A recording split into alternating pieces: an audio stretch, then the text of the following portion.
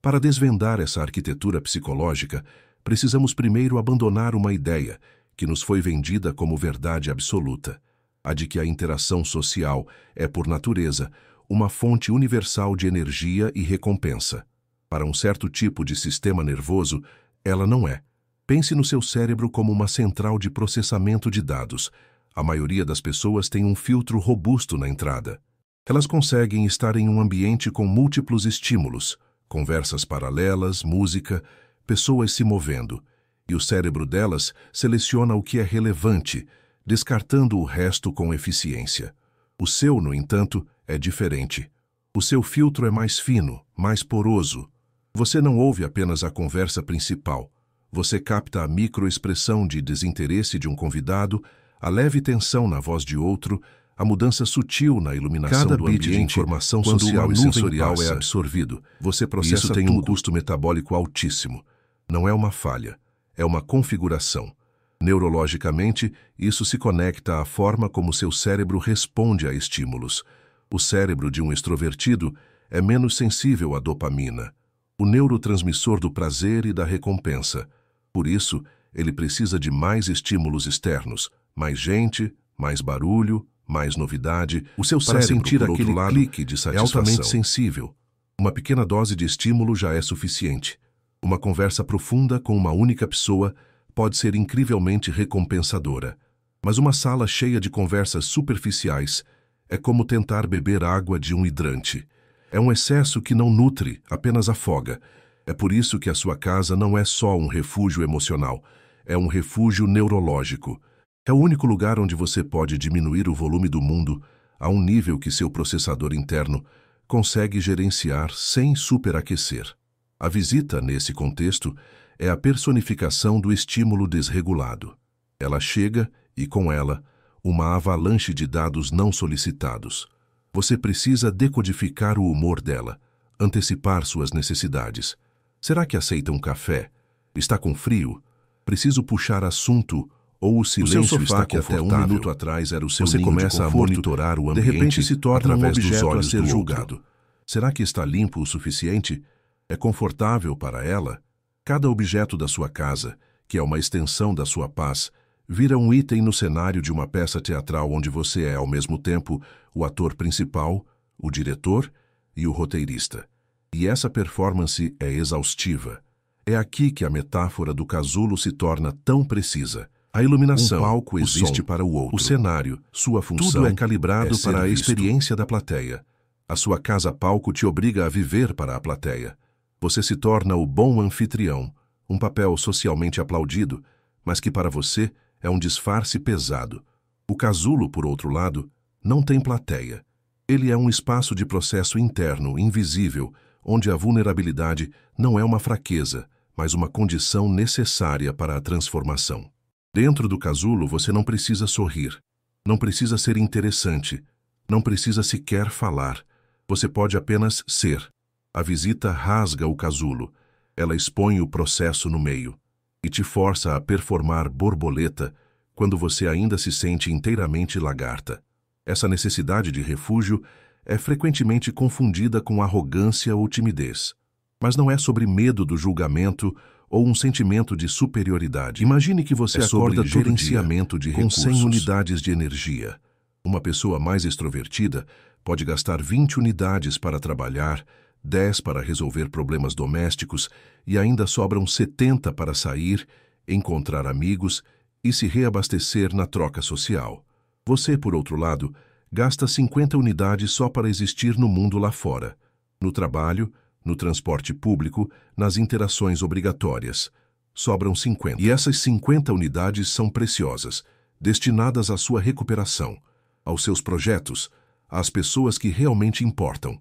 Uma visita casual, uma socialização não planejada, pode custar 40 dessas unidades restantes.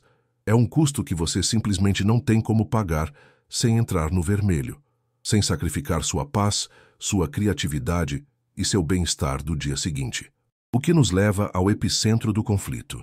E quando a ameaça a esse ecossistema não vem de um estranho, mas da pessoa com quem você divide a vida. O que acontece quando o seu parceiro ou parceira é a pessoa que adora a casa cheia, que se energiza com o caos social que te drena? De repente, o seu porto seguro se transforma num campo de batalha silencioso. Cada convite para um jantar em casa, cada "vamos chamar fulano para cá no sábado", não se é uma torna briga uma negociação sobre quem vai lavar a invisível louça. e delicada. É uma disputa fundamental sobre a própria função daquele espaço. Para um, é um palco de celebração. Para o outro, um casulo de recuperação. E o amor que os une fica preso no meio dessa dissonância energética, tentando encontrar uma harmonia entre a porta aberta e a porta fechada.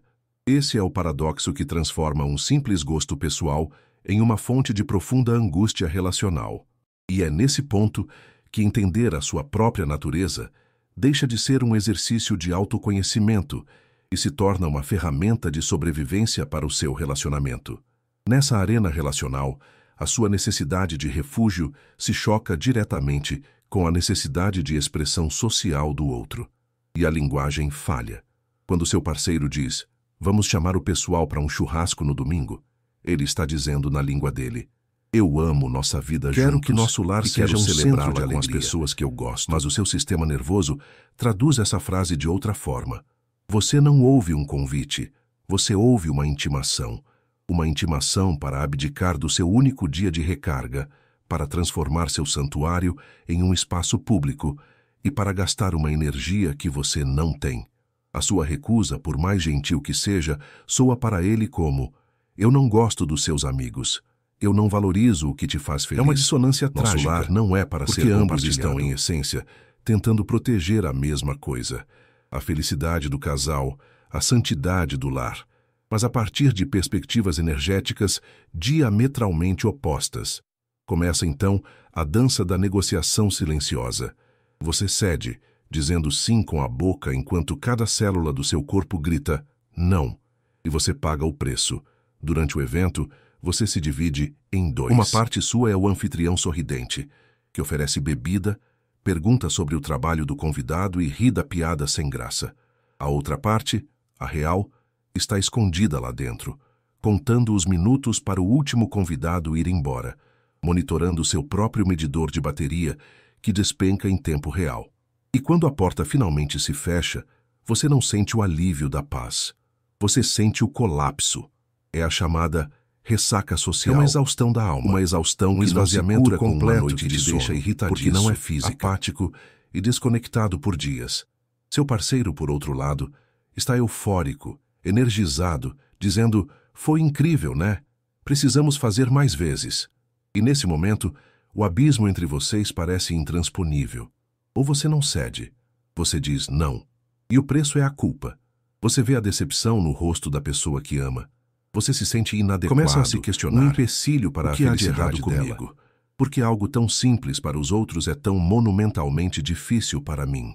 Você se sente como o vilão da história, aquele que proíbe a festa, que impõe o silêncio.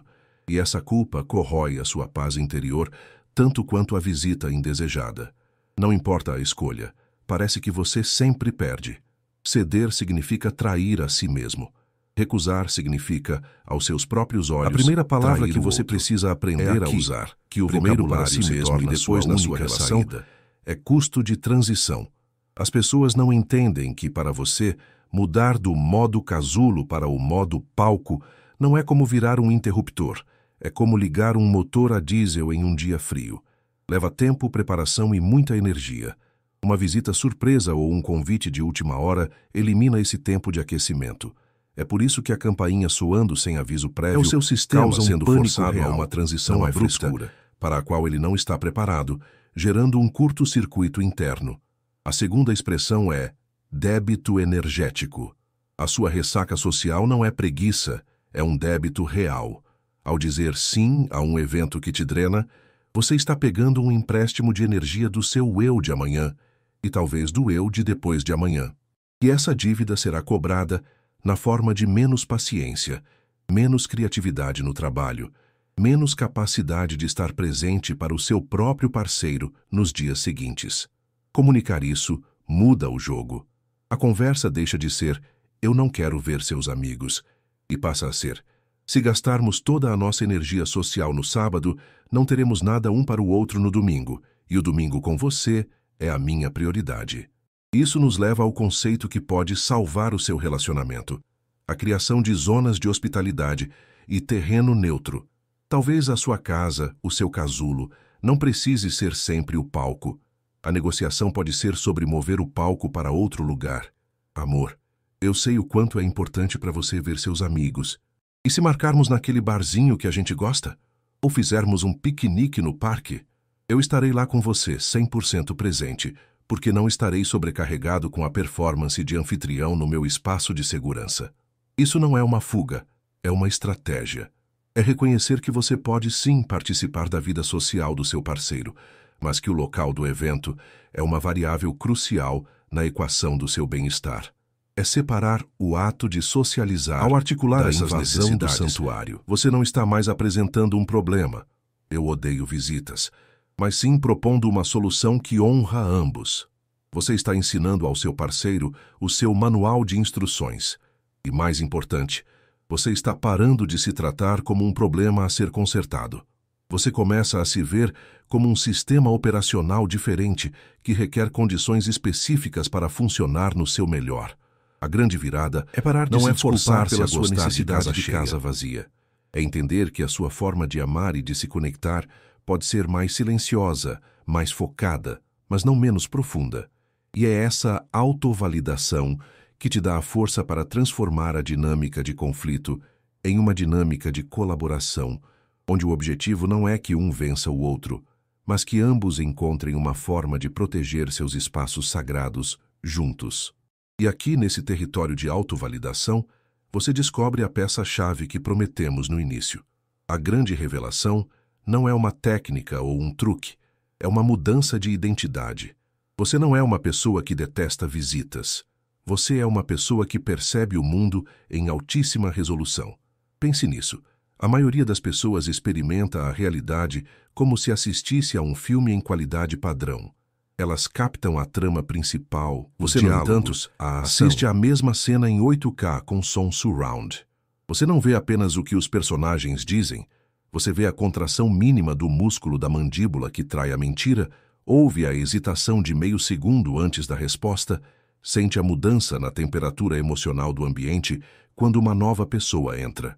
O que os outros chamam de socializar, para você, é um download massivo de dados sensoriais, emocionais e energéticos.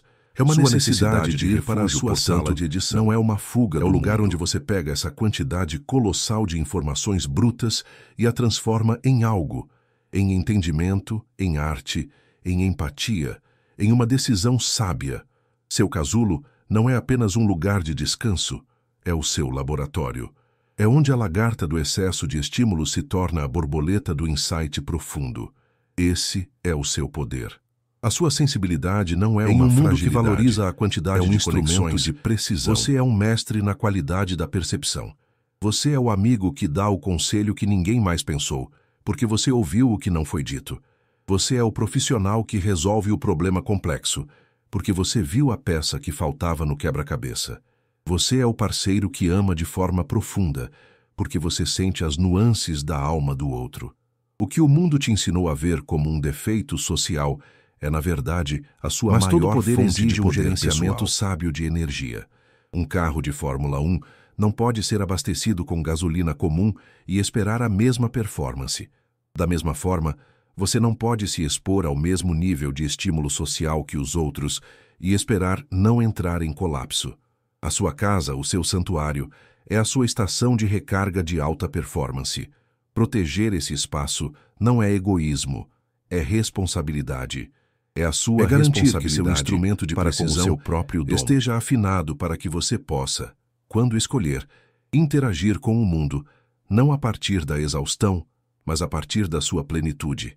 Então, a grande virada não está em aprender a amar as visitas. Está em se apaixonar pela beleza da sua própria profundidade. É entender que o seu ritmo mais lento não é um atraso, mas uma cadência que permite a observação. É perceber que próxima vez que o som da campainha te causar um calafrio, um espaço preenchido de processamento. Lembre-se que aquele alarme interno não é um sinal de que há algo errado com você. É o alarme do guardião do seu laboratório, protegendo um trabalho sagrado que está em andamento. O trabalho de ser quem você é. Se essa conversa te ajudou a fazer as pazes com uma parte sua que você sentia que estava quebrada, saiba que este espaço existe para isso, para traduzir essas arquiteturas internas. Se inscreva no canal porque a nossa jornada é sempre para dentro e há muito mais para descobrir. Deixe um comentário partilhando qual metáfora, o casulo, a bateria, o laboratório, mais fez sentido para a sua alma. A sua história ajuda a iluminar o caminho para outros, porque no final a sua porta fechada não é um ato de hostilidade para com o mundo, é o mais profundo ato de amor próprio. É a afirmação silenciosa de que, para poder oferecer sua luz ao mundo lá fora, você precisa primeiro e acima de tudo proteger a chama que queima aqui dentro. E essa chama é a sua essência.